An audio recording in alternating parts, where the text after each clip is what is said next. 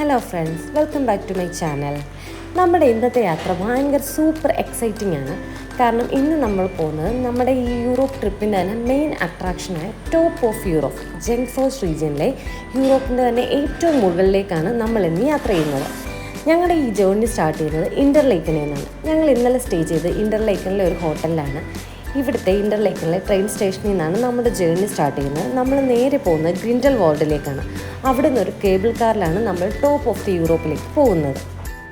ഇൻ്റർലേക്കനിൽ നിന്നുള്ള ഞങ്ങളുടെ ട്രെയിൻ ഏതാണ്ട് 7:15 ആയിരുന്നു. രാവിലെ തന്നെ എഴുന്നേറ്റ് ഒരു ലൈറ്റ് ബ്രേക്ക്ഫാസ്റ്റൊക്കെ കഴിച്ചിട്ട് ഞങ്ങൾ രാവിലെ തന്നെ ഇറങ്ങി ട്രെയിനിൽ കയറി. ചെറുതായിട്ട് ഉറക്കക്ഷീണമൊക്കെ ഉണ്ടായിരുന്നെങ്കിലും രണ്ട് സൈഡിലെയും വ്യൂസ് ഭയങ്കര അടിപൊളിയായിരുന്നു. ഇന്നലെ കണ്ടതുപോലെ തന്നെ ഭയങ്കര ഗ്രീനറി, ഒരു സൈഡിൽ മഞ്ഞ്, ഫുൾ സ്നോ കവർ ചെയ്തിട്ടുള്ള മലകൾ, പിന്നെ ഈ സ്വിസ് ഷാലറ്റ്സ്, അങ്ങനെ ഭയങ്കര ബ്യൂട്ടിഫുള്ളായിട്ടുള്ള കുറേ വ്യൂസ് ഉണ്ടായിരുന്നു ഓൺ ദ വേ ഫുൾ. അതുകൊണ്ട് ഞങ്ങൾ അതൊക്കെ കണ്ടിരുന്നപ്പോൾ ശരിക്കും പറഞ്ഞാൽ സമയം പോയതറിഞ്ഞില്ല. ഒരു ഹാഫ് ആൻ അവറിനകത്ത് ഞങ്ങൾ ഗ്രിൻഡൽവാൾഡിലെത്തി. ഇവിടെ നിന്നാണ് നമ്മൾ കേബിൾ കാറിൽ കയറാൻ പോകുന്നത്. ഒരു ഭയങ്കര ക്യൂ ഉണ്ടായിരുന്നു. സ്കീയിങ്ങിനും അങ്ങനെ മറ്റും പല ആക്ടിവിറ്റീസ് ഉണ്ട് ശരിക്കും പറഞ്ഞാൽ ടോപ്പ് ഓഫ് ദി യൂറോപ്പിൽ. അപ്പോൾ അതിനൊക്കെ വേണ്ടിയിട്ട് അതിൻ്റെ എക്യുപ്മെൻറ്റ്സുമായിട്ടെല്ലാം കുറേ ആൾക്കാർ വെയിറ്റിംഗ് ആയിരുന്നു ഈ ഗ്രിൻഡൽവാൾഡിലെ കേബിൾ കാറിൽ കയറാൻ വേണ്ടിയിട്ട്.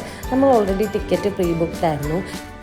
ഈ ടിക്കറ്റിന് 210 CHF ആണ്. അതായത് ഈ train plus cable car plus ഈ ടോപ്പ് ഓഫ് ദി യൂറോപ്പിലുള്ള എൻട്രി, ഇതിന് മൂന്നിനും കൂടി ചേർത്തി ഒരു അഡൽറ്റിന് 210 CHF ആണ് ഞങ്ങൾ പേ ചെയ്തത്. 210 CHF എന്ന് പറഞ്ഞാൽ അത്യാവശ്യം നല്ലൊരു എമൗണ്ട് ആണ്. കാരണം ഈ വ്യൂസിനും ഈ ഒരു എക്സ്പീരിയൻസിനും അത് ശരിക്കും വർത്തായിട്ട് തന്നെയാണ് ഞങ്ങൾക്ക് തോന്നിയത്. ഞങ്ങളുടെ ഹോൾ യൂറോപ്പ് ട്രിപ്പിൽ ഞങ്ങളുടെ one of the favourite destination എന്ന് പറയുന്നത് ഈ ടോപ്പ് ഓഫ് ദി യൂറോപ്പ് തന്നെയായിരുന്നു. അപ്പം അത്യാവശ്യം നല്ലൊരു ലോങ് വെയിറ്റ് ഉണ്ടായിരുന്നു ഈ കേബിൾ കാറിൻ്റെ അവിടേക്ക് കയറാൻ വേണ്ടിയിട്ട്. ഞങ്ങളെപ്പോലെ ഈ കേബിൾ കാറിനൊരു 4-5 റോസ് അവർ ഓൾറെഡി അറേഞ്ച്ഡാണ്. അത്യാവശ്യം കുറച്ച് ആൾക്കാർക്ക് കയറാൻ പറ്റുന്ന രീതിയിൽ തന്നെയാണ് ഈ കേബിൾ കാർ അറേഞ്ച് ചെയ്തേക്കുന്നത്. ആദ്യം വന്ന കേബിൾ കാറിനകത്ത് ഫ്രണ്ടിൽ നിന്ന് കുറേ പേര് കയറി. അപ്പം ഞങ്ങൾ തിരക്ക് കാരണം ആ കേബിൾ കാറിൽ കയറിയില്ല. നെക്സ്റ്റ് അടുത്തൊരു ഇത് വരുന്നത് വരെ വെയിറ്റ് ചെയ്യായിരുന്നു. അധികം സമയം എടുത്തില്ല, വേഗം തന്നെ അടുത്ത കേബിൾ കാർ വന്നു. ഞങ്ങൾ അതിൽ ആദ്യം തന്നെ ചാടിക്കയറി.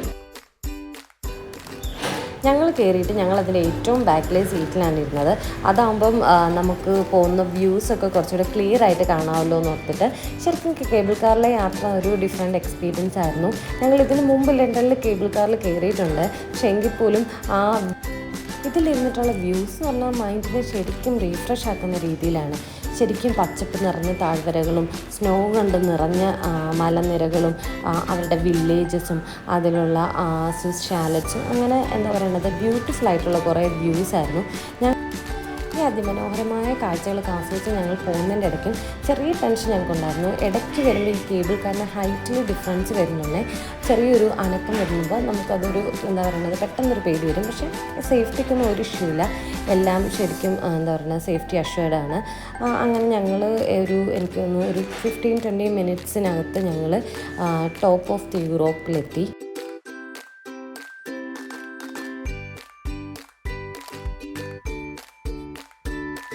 കേബിൾ കാറിൽ നിന്ന് ഇറങ്ങി ഞങ്ങൾ വേഗം തന്നെ പുറത്തേക്ക് നടന്നു.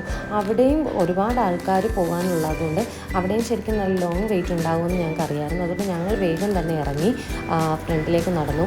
ഇപ്പം നമ്മൾ ഇതിനകത്തേക്ക് ഈ ടോപ്പ് ഓഫ് ദി യൂറോപ്പിൻ്റെ ഫ്രണ്ടിൽ നമുക്ക് ആദ്യം ഉള്ളതെന്ന് പറഞ്ഞാൽ ഐസ് പാലസാണ്. ഐസ് പാലസിൽ കൂടിയാണ് നമ്മൾ ഉള്ളിലേക്ക് പോകുന്നത്. ഇപ്പം നമ്മൾ നിൽക്കുന്നത് ഐസ് പാലസിൻ്റെ ഫ്രണ്ടിലാണ്. ഐസ് പാലസിലേക്ക് അകത്തേക്ക് കയറിയപ്പോൾ തന്നെ നമുക്ക് ശരിക്കും ഒരു ഭയങ്കര തണുപ്പ് അനുഭവപ്പെട്ടു.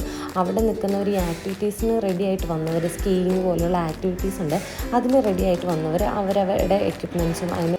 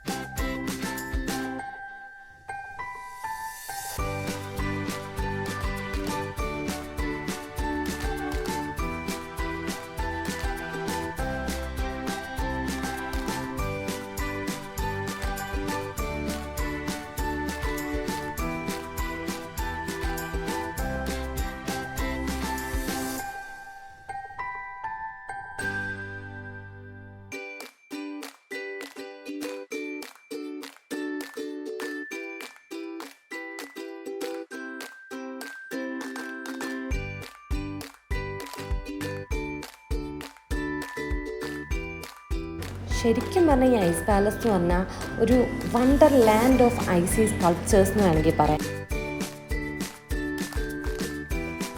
ഈ ഐസ് പാലസിനകത്ത് എസ്കലേറ്റർ വരെയുണ്ട്. പക്ഷേ അതെല്ലാം എന്താ പറയുന്നത് ഐസിൽ കവേർഡാണ്.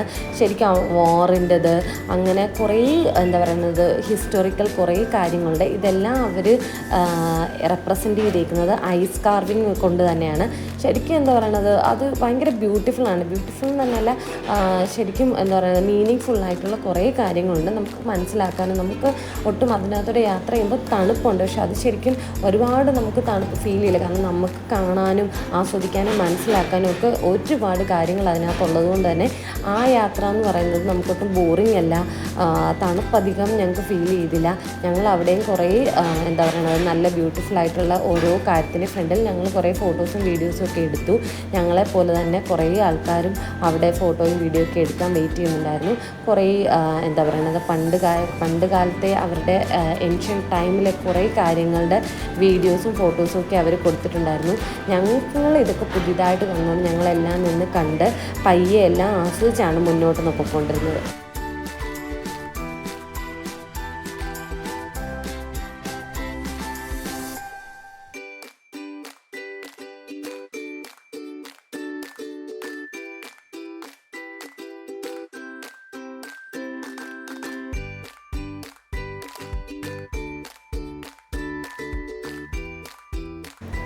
അങ്ങനെ ഏകദേശം നമ്മൾ നടന്ന് ഐസ് പാലസിൻ്റെ എൻട്രിയിലേക്ക് വന്നു. ഇവിടെ നമ്മൾ ഇനിയും പോകുന്നത് അടുത്തൊരു എൻട്രിയിലേക്കാണ്. അതാണ് സ്ഫിങ്സ് ഒബ്സർവേറ്ററി. ഇതെന്ന് പറയുന്നത് ഇതുവരെ കണ്ടതിനേക്കാൾ ബ്യൂട്ടിഫുൾ ആയിട്ടുള്ള കാഴ്ചകളാണ് ഇവിടെ കാണാൻ പോകുന്നത്. ഇവിടെ നിന്നുള്ള പനോരമിക് വ്യൂസ് എന്ന് പറഞ്ഞത് നമ്മൾ ജീവിതത്തിൽ മറക്കാൻ പറ്റാത്തൊരു എന്താ പറയുന്ന എക്സ്പീരിയൻസ് ആണ്. ഞങ്ങളതിൻ്റെ എൻട്രൻസിലെത്തി. അവിടെയും നമ്മൾ നമ്മുടെ ടിക്കറ്റ് ടാപ്പ് ചെയ്തിട്ട് വേണം അകത്തോട്ട് കയറാൻ. അങ്ങനെ ടിക്കറ്റ് ചെക്കൊക്കെ കഴിഞ്ഞ് ഞങ്ങൾ നേരെ അകത്തേക്ക് വന്നപ്പോൾ അവിടെ ഒരു റെസ്റ്റോറൻറ്റ്. അപ്പോൾ അത്യാവശ്യം വലിയ തണുപ്പ് ഫീൽ ചെയ്തില്ലെങ്കിൽ കൂടി കുറച്ച് തണുപ്പുണ്ടായിരുന്നു. ആ തണുപ്പിൽ കൂടിയൊക്കെ വന്നതിൻ്റെ ആ ഒരു ക്ഷീണം മാറ്റാൻ വേണ്ടിയിട്ട് ഞങ്ങളൊരു കോഫി ഓർഡർ ചെയ്തു. കോഫി ഓർഡർ ചെയ്യുമ്പോൾ തന്നെ അതിൻ്റെ വെയിറ്റിൽ തന്നെ നമുക്ക് പുറത്തോട്ടുള്ള വ്യൂസ് ഭയങ്കര കണ്ണിന് കുളിർമയേകുന്ന ഒരു കാഴ്ചയായിരുന്നു. ശരിക്കും മഞ്ഞെന്ന് പറയുന്നത് ഞങ്ങൾക്ക് എങ്ങനെയെങ്കിലും ഒരു വേഗം പുറത്തേക്ക് ഇറങ്ങിയാൽ മതിയെന്നായിരുന്നു. ഞങ്ങളോടൊപ്പം വന്ന കുറേ ആൾക്കാർ ഓൾറെഡി അതിലേക്ക് ഇറങ്ങി. അവർ സ്കീയിങ്ങിനൊക്കെ ആയിട്ട് പുറത്തേക്ക് ഇറങ്ങി.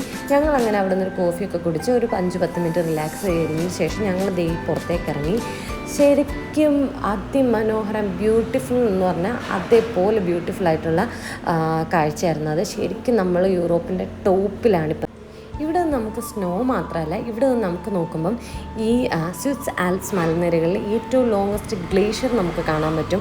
അതുപോലെ തന്നെ ഇറ്റലിയുടെയും ഫ്രാൻസിൻ്റെയും കൊടുമുടികളും നമുക്ക് ഇതിൻ്റെ ഏറ്റവും ടോപ്പിൽ നിന്ന് കാണാൻ പറ്റും. ഞങ്ങൾ അവിടെ ചെന്നപ്പം ഏറ്റവും ടോപ്പ് ഓഫ് ദി യൂറോപ്പിൽ സ്വിറ്റ്സർലൻഡ് ഫ്ലാഗ് വെച്ചിട്ടുണ്ട്. ആ ഫ്ലാഗിൻ്റെ ഫ്രണ്ടിൽ നിന്ന് ഫോട്ടോ എടുക്കാനാണെങ്കിൽ ഭയങ്കര ലോങ് ക്യൂ. ഞങ്ങൾക്ക് ഇവിടെ വന്നുകൊണ്ട് ഒരു ഫോട്ടോ വേണമെന്നായിരുന്നു. ഞങ്ങളും ആ ലോങ് ക്യൂവിൽ കുറേ നേരം നിന്നു. അപ്പം ഞങ്ങൾ ഒരാൾ ക്യൂവിൽ നിന്നിട്ട് ബാക്കി കുറേ പേര് മാറി നിന്ന് കുറേ ഫോട്ടോസും വീഡിയോസും ഒക്കെ എടുത്തു.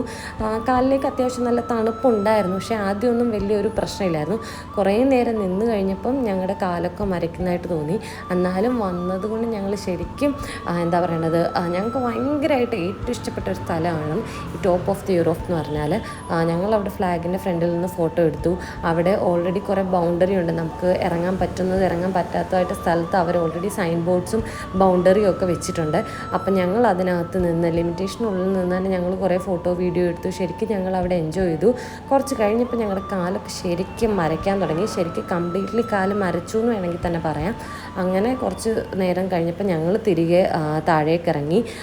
അവിടെ ഞങ്ങൾ താഴെ ചെന്നപ്പം ഒരു ഇന്ത്യൻ ബൊഫെ ഉണ്ടായിരുന്നു, പക്ഷേ അത് ഓൾറെഡി ഫുള്ളി ബുക്ക്ഡ് ആയിരുന്നു. അതുകൊണ്ട് ഞങ്ങൾക്ക് അവിടുന്ന് ഫുഡ് കഴിക്കാൻ പറ്റിയില്ല. ശരിക്കും ഞങ്ങൾ വണ്ടർ അടിച്ചു പോയി. ഇത്രയും ഒരു എന്താ പറയുന്നത് വലിയൊരു രാജ്യത്ത് വന്നിട്ട് നമ്മുടെ ഇന്ത്യൻ ബൊഫെ കണ്ടപ്പോൾ ഞങ്ങൾ ഭയങ്കര ശരിക്കും ഹാപ്പി ആയിരുന്നു. ഞങ്ങൾ അവിടെ നിന്ന് തിരിച്ചിറങ്ങി. ഞങ്ങൾ തിരിച്ച് സൂറിച്ചിലേക്കാണ് പോകുന്നത്. ഇവിടെ നിന്നാണ് ഞങ്ങളുടെ ബാക്കി ജേർണി. ഈ വീഡിയോ ഇഷ്ടമായവരെല്ലാവരും ലൈക്ക് ചെയ്യുക, ഷെയർ ചെയ്യുക, സബ്സ്ക്രൈബ് ചെയ്യുക. അടുത്തൊരു വീഡിയോ കാണുന്നവരെ എല്ലാവർക്കും ബൈ.